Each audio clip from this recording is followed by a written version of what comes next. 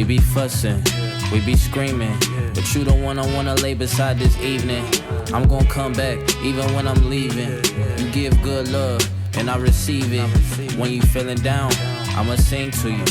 That ring on your finger got a ring to it. That's that real love, God-fearing love. It may not be how we dreamed it, but it's still love. Can we ever sit down? Talk to me nice, I'ma talk back, baby. But You know none how of we those get down. things really are what I do, but they don't define me. They're what you do, but not necessarily who you are. Correct. Okay, I get that. I roll with that, Pastor. Stop doing. All right, I'm sorry. I didn't do that no more. Come on. So we're going to talk about in this one protecting your marriage when both partners are struggling mentally. How do you? Because the logic conversation made us while we were on in between break talking about mental health. And mental health is this big thing. Like we all know mental health is now It's real. been this real push over the past 10 years.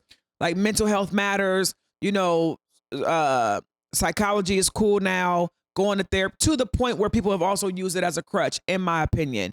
All of the hats that I wear, I've seen people use it as a crutch. And not really go get real help or use it as an excuse or a reason not to do things like, my mental health. And it's one of those things to where when people start mentioning it now, if you back off, you have to back off because you can't do nothing. It's kind of like when somebody tell you God told me. Well, what I'm gonna tell you? I can't say nothing if God told you. So Right. I feel like sometimes people use it as an excuse to do things that they've been wanting to do. for sure. Nevertheless, It is real. mental health is real. But I want to talk about we're talking about logic. What happens though, man, in a marriage where your partner, your spouse's mental health Or both. is not okay, and then what do you do when neither one of y'all's mental health is okay? So I think this is what I think. I think because it's marriage, I think there's going to be points within the course of the marriage Yeah. where both of the mental health of both parties So let's is tackle. going to need to be addressed. Let's tackle one thing at a time. So let's deal with one spouse. So you got one spouse. Marriage is complex. So sometimes you are graced to go through things at two different times, and then sometimes you go through at the same time. But what if you have a spouse who their parent dies, and so you have this one spouse dealing with grief. You have this one spouse who lost their job. You have this one spouse. It's a mental anguish. How do you, as the partner of the one that's not going through a mental health crisis, but their mental health crisis is affecting y'all's marriage, how in the world do you navigate this? So let me say this. I'll say this, y'all, and I believe this. I believe that amongst other things, there are a couple of things that can, I think, allow us to know that there's some mental wellness that needs to take place. And there's some signs, is what you're saying. So I think there's two things. There's signs and circumstances. True. So there are some signs that it's like, that might need to be addressed. They're a little And off then today. there's circumstances that let you know that there probably needs to be some mental wellness. Like you said, traumatic situations, death in the family, loss of a job, a sudden transition of life, all of those types of stuff. So you got circumstances and you got signs. And I think honestly, like we as partners, as husband and wife, we need to be aware of the signs. Yeah. So that we need to be trauma informed. We need to be aware of the signs. Sheesh. And then also we need to be aware of the circumstances. Are you aware of my signs when I'm not mentally well? I believe so. But would you say that you knew this? Going into the marriage, I was clueless. And I think a lot of people are entering into marriages clueless. Well, I know when I had King, I had terrible postpartum. Yes. And I was not mentally okay. Yes. And so I think experience has learned me, but I wasn't informed going into. Man. And so I think like just for y'all who are getting ready to get married, maybe in relationships, whatever, like you need to realize that mental wellness is going to play a part in your marriage. It is. And I think it would, do you great benefit. Behoove you. Yeah. To get informed so that you can help your partner. Man. Because if you're not trauma informed you don't understand signs or circumstances. Wait a minute, you're saying like maybe a part of premarital counseling is for people to become trauma informed about their spouse? Absolutely. This is a whole nother level this to is marriage. crazy. This is high level stuff, and I think absolutely there needs to be an amendment or an addendum to in addition to premarital in addition to normal premarital counseling. And even marriage counseling. Man, to knowing your partner's triggers, knowing their past traumas, and then, like you said, knowing the signs. But you were a new husband. We just had King. He was in the NICU. You did not know how to manage my mental health. No clue. But let me share this. Crazy. Let me share this though. This is what I will share, and this is the goodness of the Lord. All I knew was to go to God. To pray, if you didn't know nothing else. I knew to pray and I knew to fast. Yeah. And so for those of you who might potentially be going through some situations right now that seem rocky, like I'm going to tell you this, as this is Pastor Jew, go to the Lord. You might not have all of the information. You might not have been trauma informed. You might not understand signs and circumstances, all that. Yeah. But I would suggest that you go to the Lord, because the Lord has the ability to provide you with wisdom for your next step. He does. And so now that we've been married 13 years, now you are able to, you know me well enough now. You know my mental health. I do. And you know when I'm not okay. My Lord.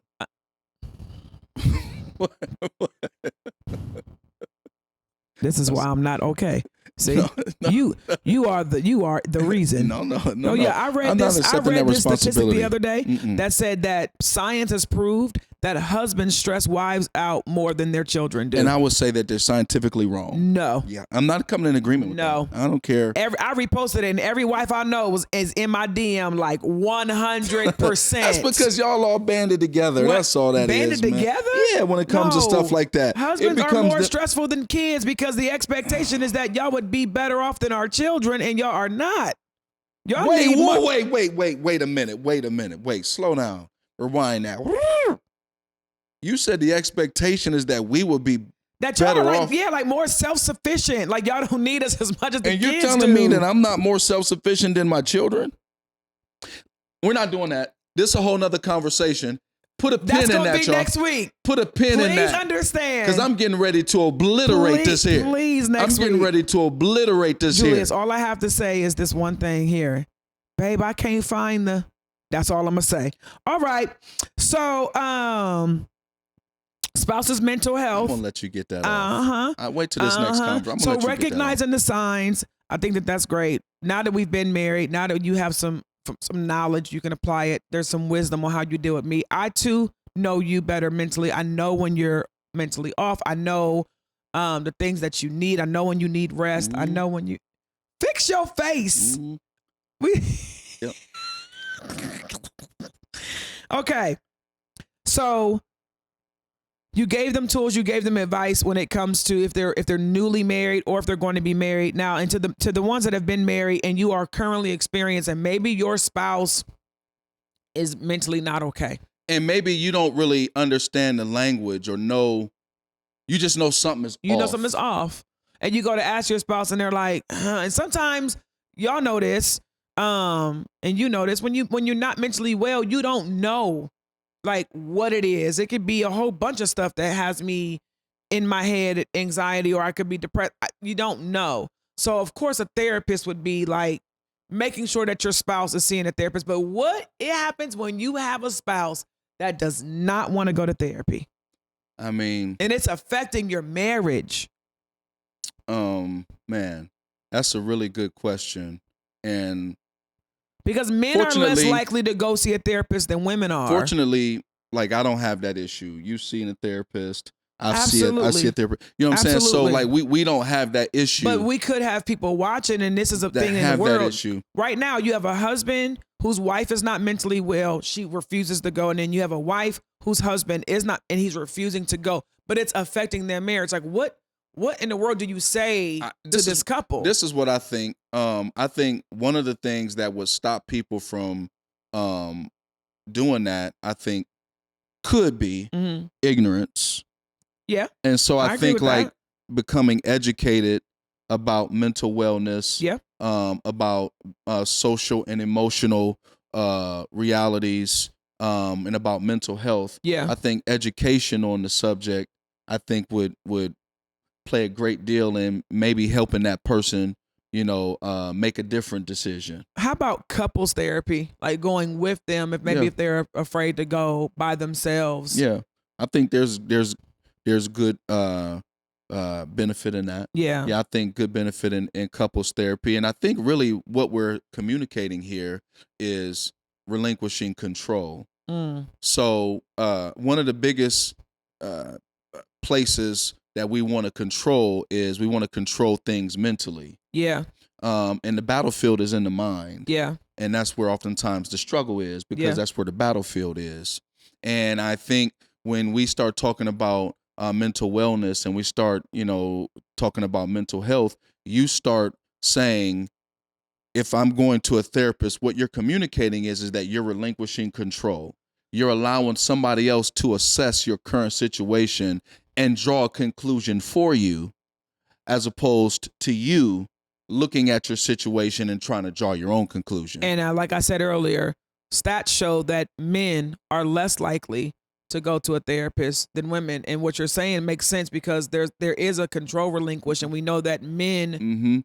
We want to have control. Right there. We want to have control. We think our kingship is challenged because we allow a licensed professional to weigh in on our current mental state. Well, not only that, the black community just, you ain't crazy. Yeah. What you going to go see a shrink for? You ain't crazy. You still a king, if you go see a therapist. Like you're really a king if you go see a therapist. Yeah. And let me tell you part of that, because what a king does is a king assesses its situation and it appoints people who are professionals or who are experts in whatever field needs to be addressed, and it allows that person to have authority in that area. Yeah. So what a king does, it says, "Oh, that's good logic." Yeah, you're the plumber. Oh, you specialize in. Okay, you do that. Yeah. Oh, you're the masonry person. Okay, you do that. Yeah. So as a king, you need to realize, oh, you're the psychologist. Right. You're the clinician. Do that. Okay, you do that. Yeah. And so your kingship isn't challenged because you see a clinician. That's good. Yeah. And so I think that those are good tools for an individual that is maybe struggling through a marriage where the other person has a mental illness or is just going through a mental bout. What happens when both of y'all are mentally not okay? I mean, I think it needs to be addressed. First of all, it does. I think it needs to be addressed. The thing about marriage is that there's a lot of nakedness that has to happen, and I don't mean in the bedroom, because you ain't got to be married to be naked. But I think when I say you ain't got to have your clothes off to be naked. Yeah, I meant from a very transparent level. There has to be mental health check-ins. I believe in marriages where you both kind of just come together once a month or once a week or whatever to be like, hey, how are you? I'm not okay. I mean, I've come to you before like, hey, I can't do another thing. Like I'm to capacity, or I'm just not feeling. Now it took years for us to get to this point, for us to be able to put words to thoughts, for us to be able to navigate like, okay, you're not okay. But I think it's important if both people are navigating tough mental spaces to be able to have a mental health check-in. And what I'm saying is, this should be established as an ongoing thing. Yeah. That you're not just doing the one time because you both are suffering. I mean, just it's on the calendar to where we're mentally checking in, not physically, not asking what you want to eat, not date night, a mental health check-in. Yeah. But I think in order to do that, there needs to be some tools that are in place that we can exercise that would allow us to really draw the conclusions when we're not mentally well.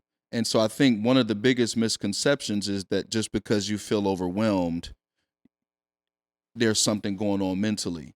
And that's not always the case, because when you deal with people who do have, a substantial amount of responsibilities, there are times when you could feel overwhelmed because of the responsibilities that are on your plate. Yeah, but let's be clear. Hold on, let me finish. Just let me finish.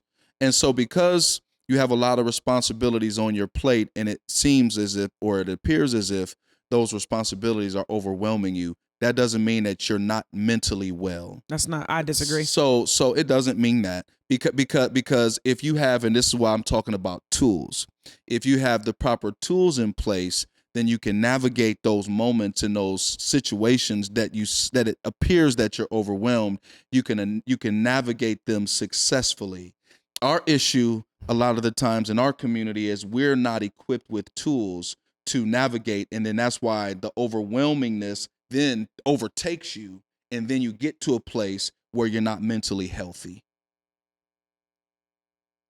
I disagree. Yeah, you can disagree. Mental illness and being mentally well are not the same.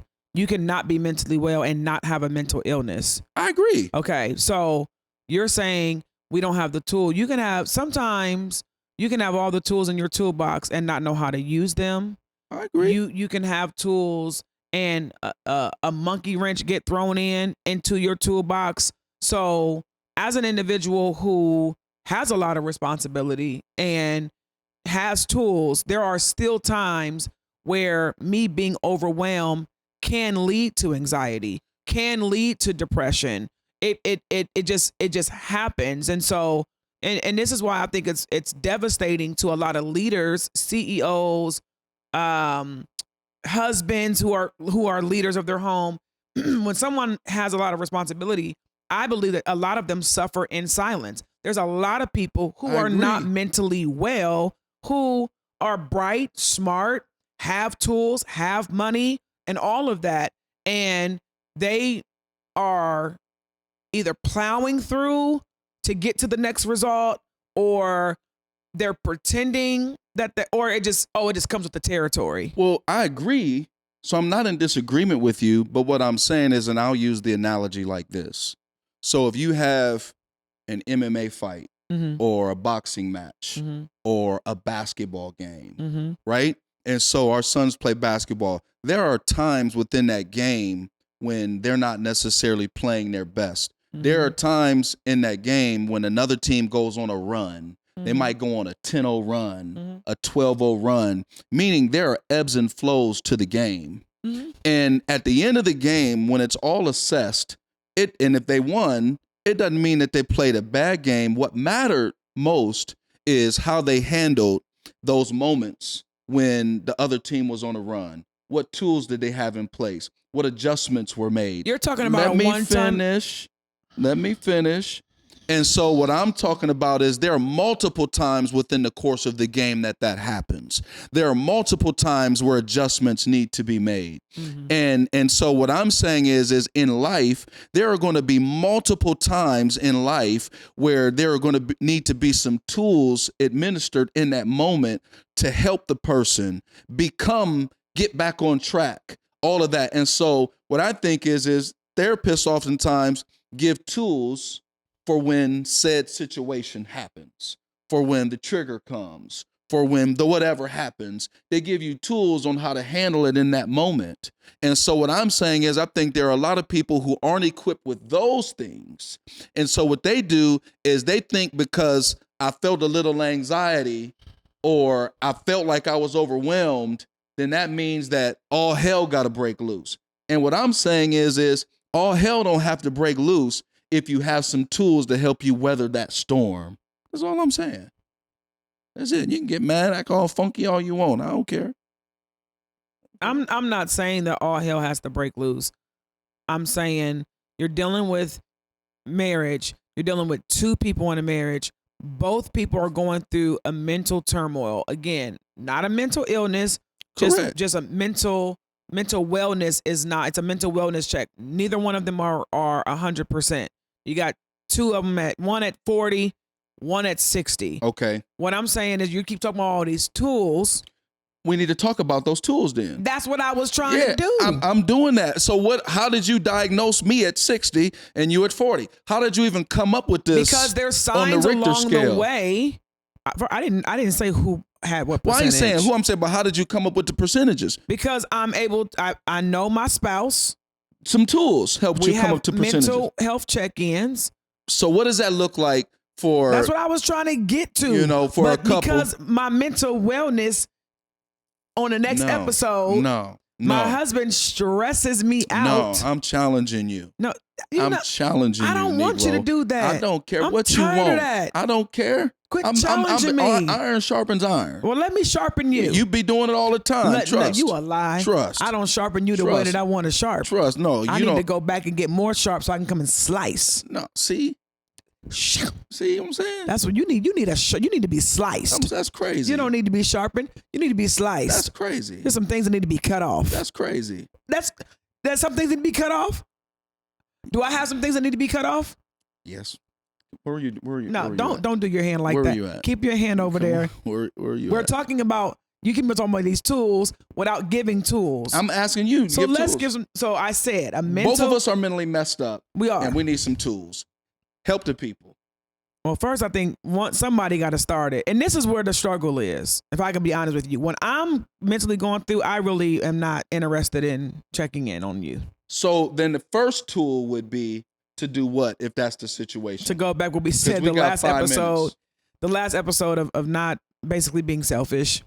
Okay, so getting over how you feel and asking me how I feel and really caring. Yes. Okay, so that's tool one. Get over yourself. Dang. Come on. Then when you get over yourself, inviting your spouse into a space where we can have a sit-down conversation about our mental wellness. And so then that needs to be discussed prior to. So there needs to be intentional space created where, you throw out yourself and you come together to try to find out what's going on with each other. Man. So get over yourself is tool number one. Create a space to have conversation about mental wellness is tool number two. Don't spiritualize everything. Don't try to pull out a scripture and beat people over the head with the Bible about everything. Some of y'all too deep spiritually. Yeah. Everything, and I get it. The word of God is true and it's foundational and it never Jesus changes. And therapy. But you need to be able to make it relative to the situation. So you're saying get over yourself, create a space. Yep. Don't over spiritualize everything. Don't dismiss your spouse's feelings. Don't dismiss your spouse's feelings. That's number 4. Don't try to fix the problem that they present. Don't try to be a fixer. Ooh, that's number 5. My God. Y'all should be taking notes on this. You should be able to lovingly support your spouse, but not lose yourself in the process. So show support. Number 6. Show support, but don't lose yourself. And number 7 is don't lose yourself. Man. And you know why it's number 7? Why? Because yourself is last. All right, ladies and gentlemen, thank you so much for watching our podcast today. I cannot wait until the next episodes drop and we could talk about who stresses who out more, men or women, husbands or wives, which would be an amazing because here's podcast. Here's real quick, and I'm going to say this. I'm going to leave you with a cliffhanger too. A lot of men and males inherently are built to try to please a woman. We're going to leave it right there.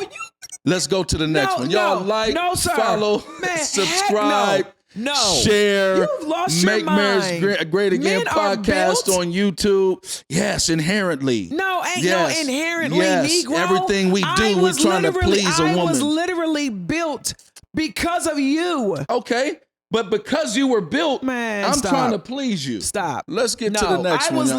I was literally built on Instagram to help you. It's in my nature to naturally help and support and submit to you. I was built for that. And you don't think the man has an inherent reality where he wants to please a woman? No. You don't think? No. You don't think? No. Oh, man. The reason why I know it's not inherent is because when it came down to the come down, you said it was this woman that you gave me and was trying to get rid of me. Hey, Stop it. No. Stop Where's it. Bam Bam? Stop. What cartoon was Bam Bam on? Flintstones. Okay. And who was Bam Bam? He was the son of the neighbor. Did he have a girlfriend? Pebbles. Love Pebbles. That's who he liked. He did everything for Pebbles. Man, you gonna try to bring up all right, let's go. Bedrock, let's go. And I'm bringing up Genesis? No. Have you lost it? What is happening? Man, share, click, subscribe. He's lost his mind. We gonna see y'all on the next episode about who stresses who out more. It's Make Marriage Great Again, the best relationship marriage podcast out. We'll see y'all in a minute. Lost it, man. You gonna bring up bedrock?